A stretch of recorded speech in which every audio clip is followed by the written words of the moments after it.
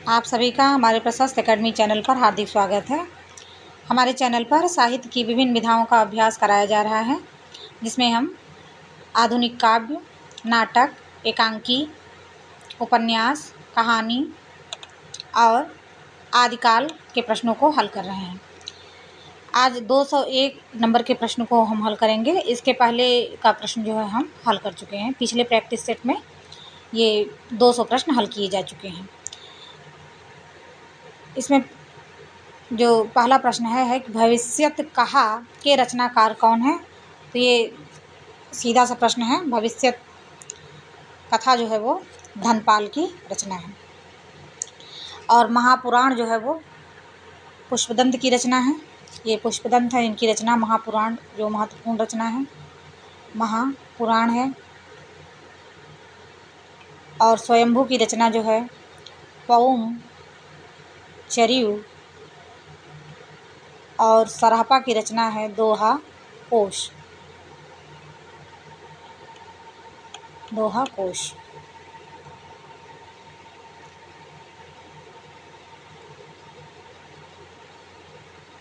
अगला प्रश्न है विद्यापति ने कुल कितने ग्रंथों की रचना की है। तो विद्यापति ने कुल 16 ग्रंथों की रचना की है। कहीं कहीं 14 भी मिलता है, लेकिन महत्वपूर्ण जो है ये है कि 16 ही माना गया है। और इनकी रचनाओं में कीर्तिलता, कीर्ति पताका, पदावली, गंगा वाक्यावली, ये सब इनकी महत्वपूर्ण रचनाएं हैं। फिर है श्रृंगार काव्य है। बीसल देव रासो ये श्रृंगार काव्य है। बाकी परमाल रासो, पृथ्वीराज रासो और जय मयंक जस चंद्रिका, ये सब वीर कहेंगे कि इसमें वीर रस का प्रयोग हुआ है और इसमें जो है श्रृंगार रस का प्रयोग हुआ है। पृथ्वीराज रासो में वीर रस के साथ साथ ही श्रृंगार रस का भी प्रयोग हुआ है। परमाल रासो जो है वो जगनिक की रचना है और जय मयंक जस चंद्रिका जो है ये मधुकर कवि हैं, इसके लेखक मधुकर कवि। और पृथ्वीराज रासो हम जान ही रहे हैं, ये चंद्र बरदाई की रचना है, चंद्र बरदाई की।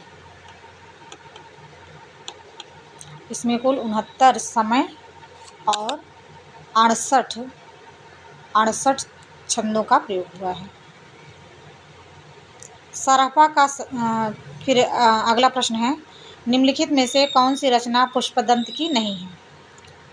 पुष्पदंत की रचना महापुराण है, प्रणय कुमार चरियु है, जसहर चरियु है, जबकि पयम चरियु ये जो है स्वयंभू की रचना है।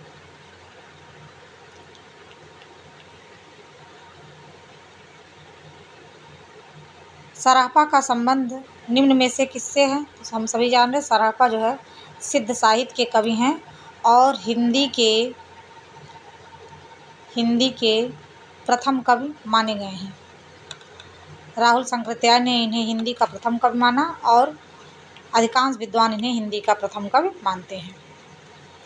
फिर अगला प्रश्न है निम्न में से कौन सी शिलांकित कृति है। तो ये राउल वेल है, राउल वेल। इसका समय जो है 10वीं शताब्दी है और यह गद्य पद्य मिश्रित चंपू काव्य है।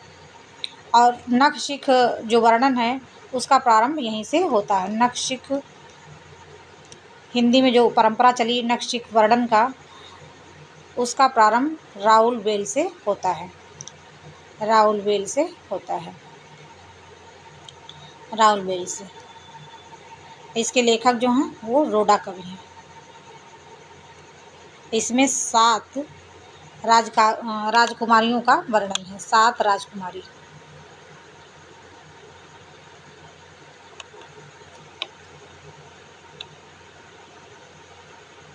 फिर अगला प्रश्न है शालभद्र सूर्य की रचना का नाम क्या है। शालभद्र सूर्य की रचना भारतेश्वर बाहुबली रास है। इसमें 205 छंद है और यह एक खंड काव्य है और इसका समय जो है 1184 ईस्वी है।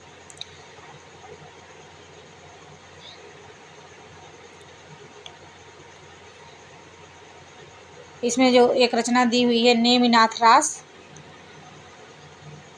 ये नेमिनाथ रास जो है सुमत गण की रचना है। नेमिनाथ रास सुमति सुमिति सुमिति गण की रचना है। और जय मयंक जस चंद्रिका ये जो है मधुकर कवि की रचना है। फिर है अमीर खुसरो किस नाम से जाने जाते हैं? अमीर खुसरो तूतिए हिंद के नाम से जाने जाते हैं। इनके जो गुरु थे निजामुद्दीन औलिया थे। निजामुद्दीन औलिया थे। इनका जन्म एटा जिले के पटियाली गांव में हुआ था। एटा जिले के पटियाली गांव में हुआ था। पटियाली गांव में।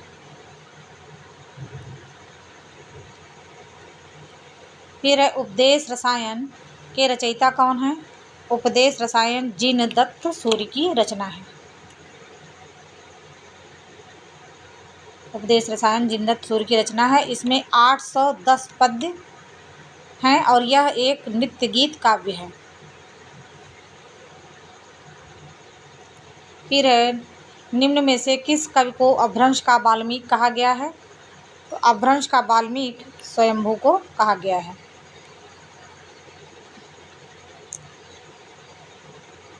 और पुष्पदंत को हिंदी का भवभूत कहा गया है तथा हेमचंद्र को प्राकृत का पाणिनि कहा गया है।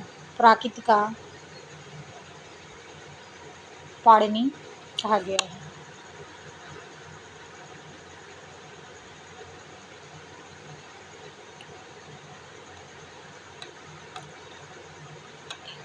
फिर प्रश्न है कि निम्न में से कौन सी व्याकरण ग्रंथ है? कौन सी रचना व्याकरण ग्रंथ है? तो उक्त व्यक्ति प्रकरण, इसको हम जो है गेस कर सकते हैं। व्याकरण और प्रकरण दोनों का उच्चारण एक जैसे हो रहा है। और यह किसकी रचना है? दामोदर शर्मा की। फिर अगला प्रश्न है प्रबंध चिंतामणि के रचयिता कौन है? तो प्रबंध चिंतामणि जो है वो मेरतुंग की रचना है। रोडा कवि की चंदनबाला रास, नहीं, रोडा कवि की है राउल वेल। और कवि आशुक की रचना जो है वो है चंदनबाला रास। चंदनबाला त्रुटि हो जाती है तो इसमें चंदनबाला रास। और दामोदर पंडित का तो प्रबंध कहाँ गया? दामोदर पंडित की रचना जो है उक्त व्यक्ति प्रकरण। उक्ति व्यक्ति प्रकरण, उक्त व्यक्ति प्रकरण रचना है। और मेड़तुंग की रचना प्रबंध चिंतामणि है। फिर अगला प्रश्न है आगम वे पुराणे पंडिये मान बहंति पक्क सरेफल अली जिम वाहरति भ्रमयंती। ये किसकी पंक्ति है? तो ये पंक्ति है कण्हपा की। फिर इसमें जो है कुछ पंक्तियाँ दी हुई हैं उसको भी हम देख लें। आगम वेण ये तो कण्हपा की पंक्ति हो गई। गंगा जमुना माझेरे वही नाई, ये पंक्ति है डोम्बिपा की। फिर है जय मन पवन संचरय रवि शशि नाही पवेश तहिवत चित्त विषाम करु सरेहे कहै उवेश, ये सरहपा की। ससुरी निद गेल बहुड़ी जागय कानट चोर नीलका गई मांगय, ये कुकृपा की पंक्ति है।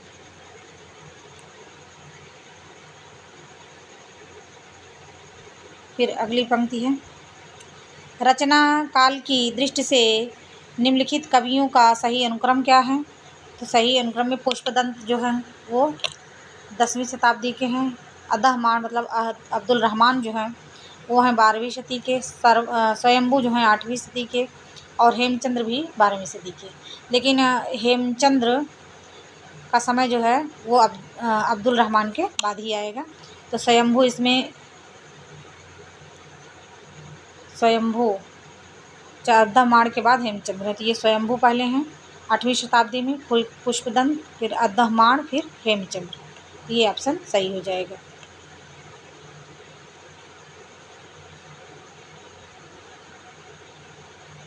हेमचंद्र के बाद देखिए अब अब्दुल रहमान के बाद हेमचंद्र आ रहे हैं। और ऑप्शन में हाँ अब्दुल रहमान के बाद हेमचंद्र है, सही है। डिंगल कवियों की वीर गाथाएं, निर्गुणिया संतों की वाणियाँ, कृष्ण भक्त या रागानुगा, भक्ति मार्ग के साधकों के पद, राम भक्त या वैधी भक्ति मार्ग के उपासकों की कविताएं, सूफी साधना से पुष्ट मुसलमान कवियों के तथा ऐतिहासिक हिंदू कवियों के रोमांस और रीत काव्य, ये छहों धाराएं अपभ्रंश कविता का स्वाभाविक विकास है। तो जहाँ स्वाभाविक विकास की बात आएगी वहाँ हम आचार्य हजारी प्रसाद द्विवेदी को लगाएंगे, ठीक, ये सही है। फिर एक कुंडलिनी के उद्भूत होने पर जो विस्फोट होता है उसे क्या कहते हैं? कुंडली जब विस्फोट होती है उसे नाद कहते हैं।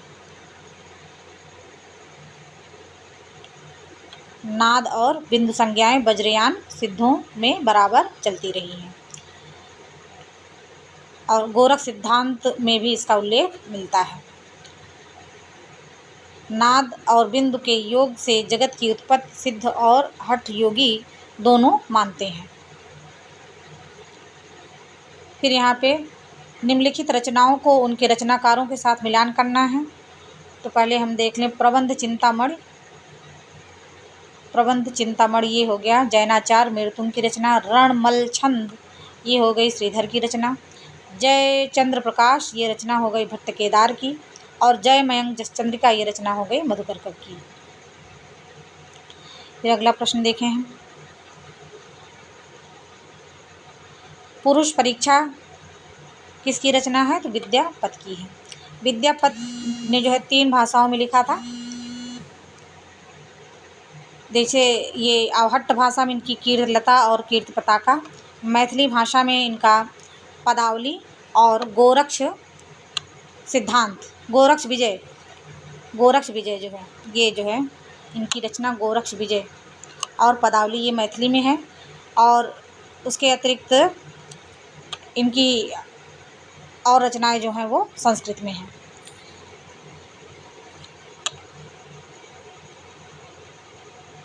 निम्नलिखित में से कौन सा विद्वान पृथ्वीराज रासो को सर्वथा अप्रामाणिक ग्रंथ मानने वालों में शामिल नहीं है? तो रामचंद्र शुक्ल, गौरी शंकर हीराचंद्र ओझा, डॉक्टर वूलर ये तीनों जो हैं पृथ्वीराज रासो को अप्रामाणिक मानते हैं, लेकिन मोहनलाल विष्णुलाल पांड्या जो हैं इसे प्रामाणिक ग्रंथ मानते हैं।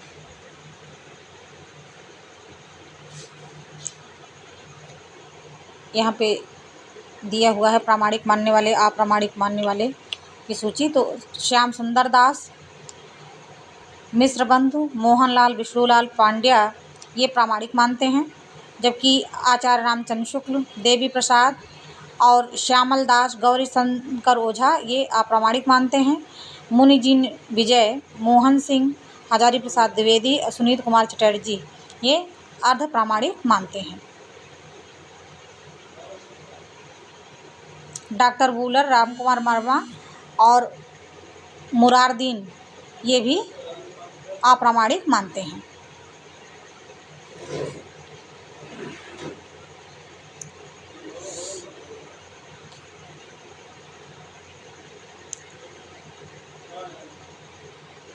फिर अगला प्रश्न है, निम्नलिखित रचनाओं को उनके रचनाकारों के साथ सम्मिलित कीजिए।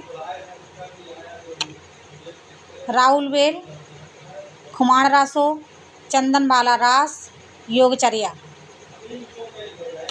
राउल बेल जो रचना है वो रोडा कवि की है।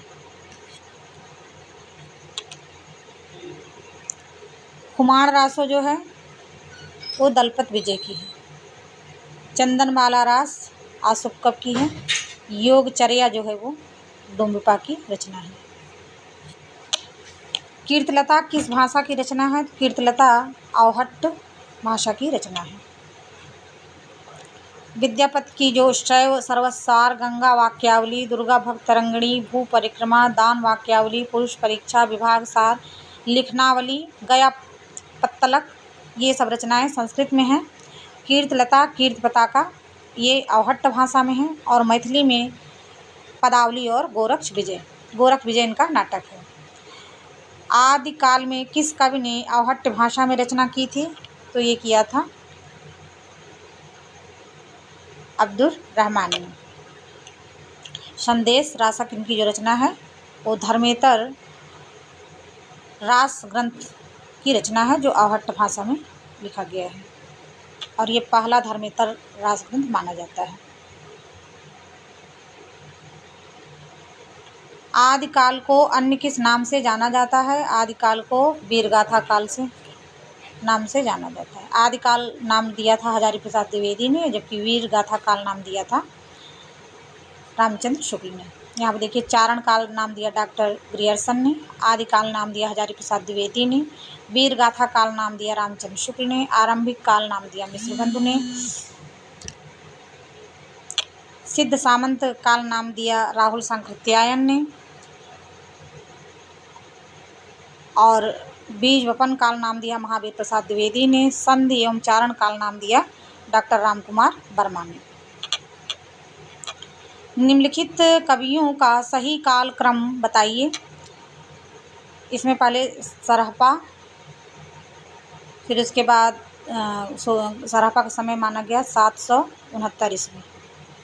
गोरखनाथ का समय राहुल सांकृत्यायन के अनुसार 845 ईस्वी। और हेमचंद्र का समय माना गया है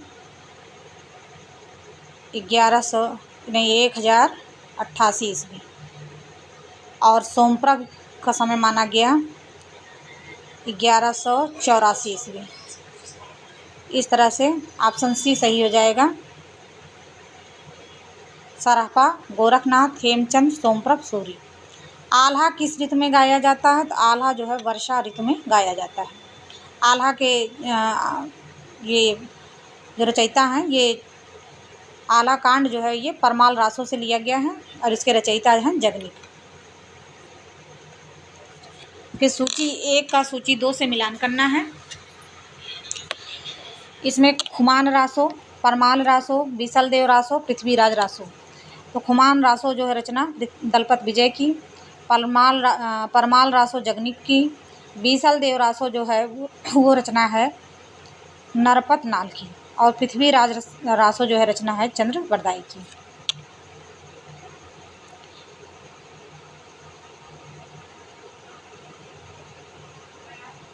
किन रचनाकारों की भाषा को संधा भाषा कहा जाता है? तो ये बौद्ध सिद्ध जो थे उनकी भाषा को संधा भाषा कहा जाता है। और यह नाम किसने दिया था? तो मुनिदत्त तथा अद्वय वज्र ने। मुनिदत्त एवं अद्वय ब्रज। फिर रचना का रचना से मिलान करना है। रचना का लेखक से भाषा यहाँ दिया हुआ, भाषा से मिलान करना है। विजयपाल रासो, चर्या गीत, कीर्तिलता, खुसरो की पहेलियाँ। खुसरो की पहेलियाँ जो ली गई हैं वो हिंदवी भाषा में हैं। और कीर्तिलता की भाषा तो यहाँ पे अपभ्रंश दिया है, अवहट्ट है। यहाँ पे थोड़ा सा ये देखिए गलत है प्रश्न। विजयपाल रासो की जो रचना है वो अपभ्रंश में है। चर्या गीत की भाषा संधा भाषा है। कीर्तिलता अवहट्ट, खुसरो की पहेलियाँ हिंदवी में, और पदावली जो है वो मैथिली भाषा में है।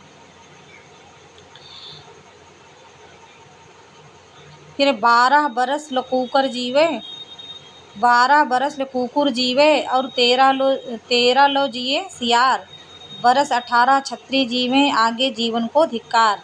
ये किसकी पंक्ति है? तो परमाल रासो की पंक्ति है। और उक्त धर्म विशालस्य राजनीति नवरसम, खड़ भाषा पुराणम च कुरानम कथित मया, ये पृथ्वीराज रासो की पंक्ति है। पीव चित्तौड़ न आवै सावण पहली तीज, ये खुमाण रासो की रचना है, खुमाण रासो की पंक्ति है। चलो वीर हमीर पा अमर में णय कंपै, ये हमीर रासो की पंक्ति है। हमीर रासो जो है वो शारंगधर की रचना है और खुमार रासो दलपत विजय की। इस प्रकार से आदिकाल के इतने महत्वपूर्ण प्रश्नों को हमने हल किया। शेष अगले प्रैक्टिस सेट में इसी तरह से लगे रहिए, प्रैक्टिस करते रहिए। हमारे चैनल को सब्सक्राइब करिए, लाइक एंड शेयर करिए। धन्यवाद।